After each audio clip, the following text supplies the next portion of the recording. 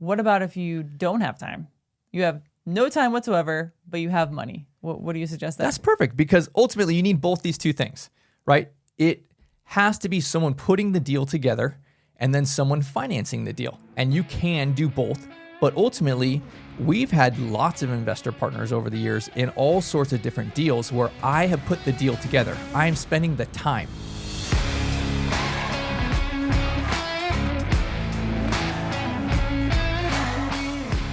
Welcome back to The Donkey And the Bee, where men are jackasses and women are biatches. where we work together to build an extraordinary life. Tune in to up your game in your marriage, entrepreneurship, and finances. Welcome back to The Donkey and the Bee with your hosts, Brett and Laura Shotkavis. We got the donkey here and the bee, and we discuss all things marriage, entrepreneurship, and finances here. And finances seem to be a go-to for us. We seem to really like talking about money. We like talking about money. We do. People don't have their money together. Well, that's true. Most people don't like talking about money. So, right? This is why we're here. Let's get uncomfortable. Exactly. Oh, that's easy for me. Let's break down some money. Let's do it. All right. So it's kind of was spurred off of a conversation I had with a friend. And I was talking to him about investments and what we were purchasing and how we're doing different real estate deals. And he's like, man, can I do that too? Like I was breaking down, like here's exactly our numbers, right? Here's deal by deal, what we're going through and purchasing and how our exit play is and what our cash flow and stuff is. He's like, gosh, and I won't say how much, I have this much, right? And he's like, can I do something like that? And it wasn't a ton of money, right? It was, I don't know, it was like 20 grand. You just said you were going to say how much. Okay, well, I said it. I needed to have some context. Okay. All right. So he's like, hey, I got this money. Can I do something like that too? And I looked at him like, yeah, of course you can. Like, how could you not? Like, it doesn't matter how much money you have. If you told me you had $20, the answer is still yes, you can do it, right? You could have 20 million and yes, you can do it. There is a distinction, and I explained this to him, and I think we should talk about it today. You need two things in order to invest. You need time and you need money, but you don't have to have both of them, right? You could invest time and money together, but if you didn't have any money, you could just have time, or vice versa. If you didn't have the time for it, you were focusing on your business, you were making more money, you had money, you didn't have the time, you could still do that. So I went on to unpack this. I'm like, yeah, dude, this is exactly how I would do it. I would do it just like this. If I had, this much money to do it, for sure. If you had no money to do it, I would still do it just like this. So I want to unpack this today to let people know, like, you do need to take control of your financial future, right? Like, we own an assisted living and memory care, and our grandmas and grandpas they're in their 90s, and it costs at least 500 grand just to die, right? Like, it is not unreasonable for it to cost you $1 million once you hit 90 years old, especially if you have dementia or something to that effect, where it's a very slow and expensive decline for years or a decade, right? Like, you got to have your finances together or else it falls on your kids. So from that perspective, I want to say, hey, here's how most people, they don't have, the hundreds of thousands or millions to invest in, all these different things. And I want to say, like, here's how you can do it without having all of this money. You just need to have some time. That's how we started. We didn't have money when we first started. We were working in restaurants, waiting tables, and figured it out. Because we did not have the money, we therefore had the time. And so we took that time to really educate ourselves in the niche that we wanted to invest in. And so I think if people are like, well, I don't have the education, I don't have the knowledge, I don't even know where to start, I don't know any of these niches, it's like a analysis paralysis. I think it's taking one thing at a time. We knew we wanted to invest in real estate, so I think we just started there. So we just started reading books. We started opening our phone on the podcast app and listening to podcasts. There's literally no excuse. You have so many tools in your phone, literally at your fingertips. And so we just delved into that. And so we took the time to educate ourselves to then make an informed decision on, what to invest in. And then it just kind of just grew from there, slowly but surely, right? One thing led to another. Exactly. So there's so many niches out here that you can invest in, right? Like, I mean, I literally know people who invest in watches. They buy watches that are collectors and appreciate in time. I don't know anything about watches, so we're going to talk about real estate today because we've been in lots of different niches on real estate, and some of them we jumped into were like, no, that's not for us. And some of them like, man, we are going all in and we are building a team. We are going to scale this business. And when we first got started, one of the ones that were not for us was mobile home investing. And but it was super intriguing because we had almost no money, and you can buy mobile homes, especially like not new modular homes, right? Like old school mobile homes from like the 60s or 70s, man, for cheap, right? Like It's real cheap. so we bought a few of them, and I swear we spent like $3,500 to buy one, right? It was like a double wide. It was actually kind of big, 1973, 74. Bought it for like $3,500. It was in a park, so you didn't own the land, you own the mobile home, right? And they, it's very common. People run out of money, and you get evicted. And when you get evicted, you got to take your mobile home with you. And obviously, you can't just take your 50-year-old double wide mobile home with you when you leave, right? So you leave it, and you literally abandon it, and then the mobile home park kind of just takes it over, right? Like, so there's this niche that I learned from a coach, and he's like, hey, this is what we do, right? We go and we buy before someone loses it. Like, you get to at least pay them for, whatever you negotiate, right? Instead of them getting zero, they get this much money, right? And so that was kind of what we tried, and we bought 3 of them, and we realized, man, I hate this. It's not for me. It was really terrible. It cash flowed, but yeah, it just wasn't our niche that we wanted to really get into. But I guess for context, it took almost no money. We bought 3 of these up. They were like, okay, here's one example, and it was pretty common. We bought it for about $3,500, and I want to say we spent like $8,000 to $10,000, put a new carpet and painted and changed the countertops. And granted, these were 50-year-old mobile homes. They were not very, very fancy. And so we were all in probably like 12 to 15 grand on each one of these things. And then we sold it on like a lease option, and we made like $500 to $700 a month for about 60 months until, the tenant owner purchased the home from us kind of on payments, right? So it was a great little play. It's a niche. It was very easy for us to dive into and like get our feet wet. We decided that really wasn't what we wanted to do. We wanted to do something else, but there was that niche. There's been several other niches that it didn't take much capital. It just took a lot of time, right? Like we got a coach, and he walked us through this whole kind of step-by-step kind of thing. And it was a lot of time, right? Like it was not close to where we lived. I drove out like a couple hours into the desert to find where you get these cheap mobile homes, right? Like, and I would do that like once a week and manage a little handyman who was going and painting it and stuff.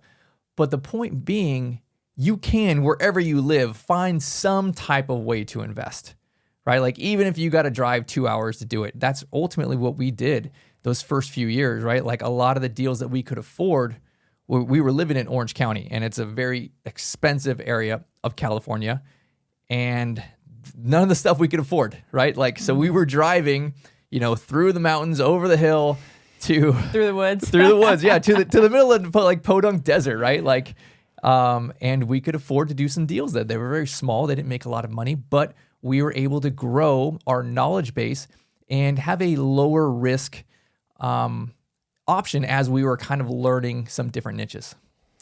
You say low risk, and I think that's an important thing to say, because I think when people hear investments or investing, I think a lot of people correlate the word risk with it. Mm-hmm. And so I think that's why people don't want to invest, because they're risk averse. They don't want to run into the battlefield where there's risk, right? They want to run the opposite way. And so I think changing your mindset on that and realizing that there's opportunity.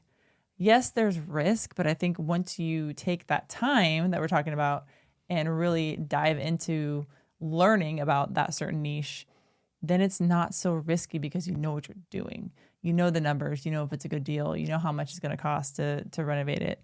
And so I've never really thought that it was risky. I did in the beginning because I wasn't knowledgeable on this certain niche. And so I think once you get more knowledgeable, you get more confidence. And then I think once you have the confidence, then you don't see it as a risk, you see it as an opportunity. For sure. I don't think anything we do is risky. Yeah. I always come at an investment from this perspective. Here's what I anticipate the outcome to be, plus or minus this much, right? That's a good deal. That is something I'm excited about. It hits my buy box, meaning the numbers make sense. I calculate, therefore, also the worst case scenario. What is the worst case scenario? And for me, I will only buy something if the worst case scenario is I still make money. I might make just a tiny bit of money, but it is not possible that I lose a bunch of money, right? Like if it is possible, worst case scenario happens that I could lose all of my investment or something horribly bad for my family, that's a deal I pass on. It is either win or maybe just squeak by, right? As a worst case scenario, cool. I, in that perspective, got my money back and I won because I learned knowledge, right? I learned, hey, this was what I'm not going to do again next time. I still have my money back. I can try again. But you first had to take that big leap of faith and really apply yourself to that knowledge first. And I think that is the step where people don't even take that first step, I think, because maybe they're already in their mind thinking, oh, I can't learn that. Or it's just that negative self-talk that we all tend to have at times. And so I think it's getting over that as well. This goes back to time. It's not like it was a weekend, right? It's not like we decided like, hey, let's do this and let's get a couple books on it, right? Like, and by Monday morning, we're ready to go. No, it was months of this and lots of books, lots of podcasts, paying for a coach potentially, finding people, going to networking meetings, meeting people who are already doing it, right? Like I was driving across the state, going to meetings, meeting people doing this just so I could pick their brain. Can I take you to coffee? I don't know anything about this, but you know what I got? I have time. So I can spend this time to do this. And again, we were setting aside maybe two days a week, something like that, right? We were both waiting tables. You had 3 jobs. I had 2 jobs. We hated our life and we knew we had to make a change. There was a lot of motivation there. And what we had was time. We had, 1 daughter, maybe no kids at the time. So we had weekends free. It's like, man, I am young. I can put aside 10 hours this week and find someone to teach me this thing. I am motivated enough to drive an hour and a half away to go to some meeting, hope I meet somebody who does this that can say, hey, Brett, here's how to do it, right? Like here, go do this, go meet this person. Here's an expert in this niche that you can talk to also. Okay, so we kind of covered the individual who doesn't have the money, but who has a lot of time on how to get started there. What about if you don't have time?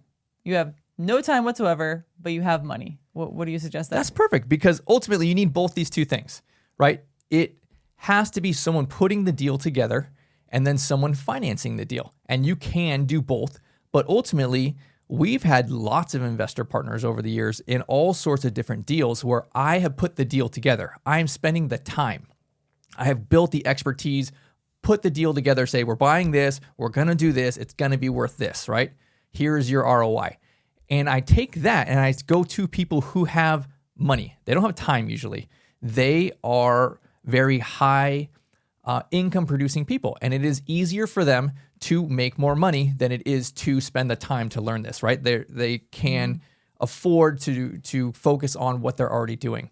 So they should stay in that lane, right? If you make great money, then just keep making great money. Don't spend your weekends trying to learn something new, driving all over the state, trying to figure this thing out, right? It's not easy.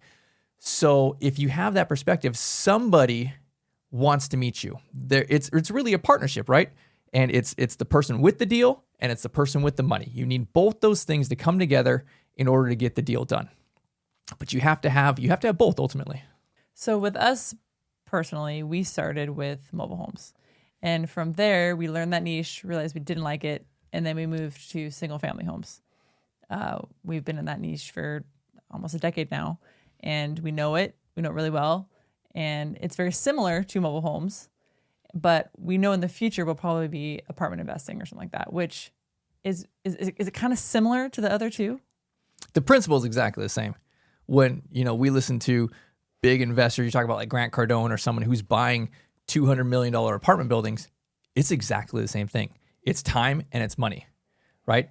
There is a term called value add, and you are trying to take something, change it, and create value.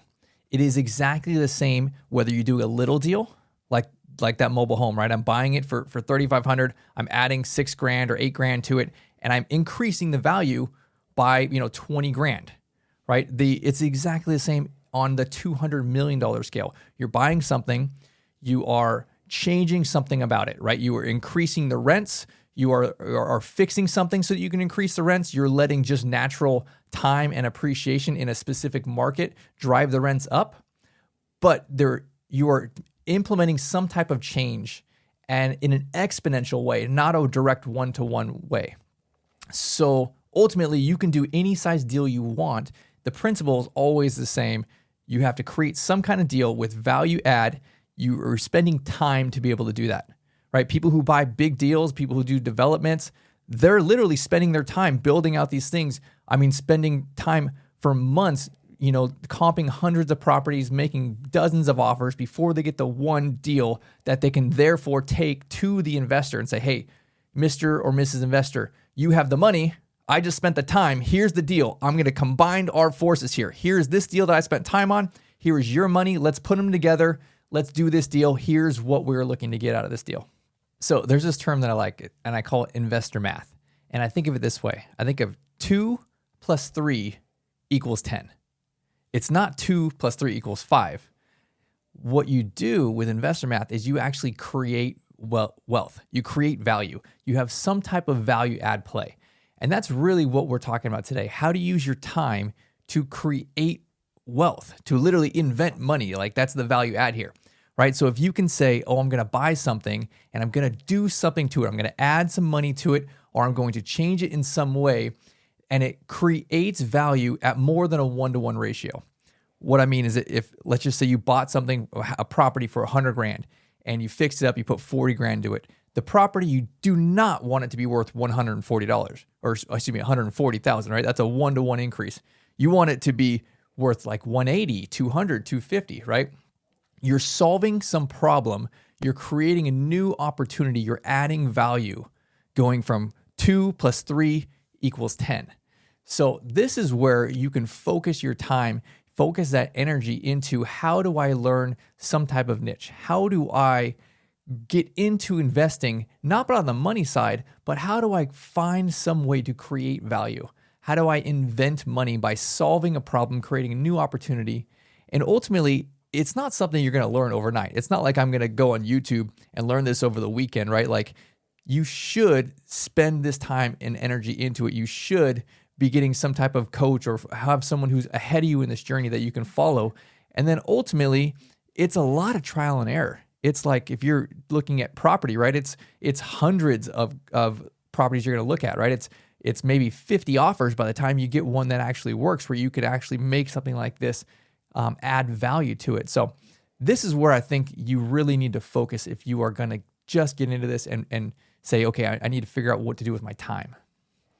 I think the misconception that a lot of people have with these big gurus and these big dudes who purchase all these, 300 unit apartment complexes like Grant Cardone is I think a lot of people think that these individuals use their own money coming from their own bank.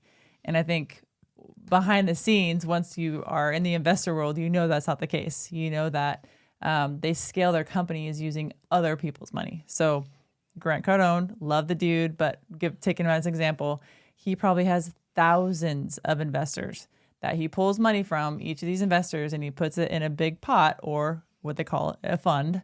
And he uses this fund to purchase real estate, and then he pays his investors a percentage on that. And then he'll probably refinance, 2, 3, 5 years later, take their investors out of the game. It'll be under his own personal LLC. And, that's how he purchases real estate. So I think behind the scenes, people don't see that. They think he's just like this buco rich guy, which he is.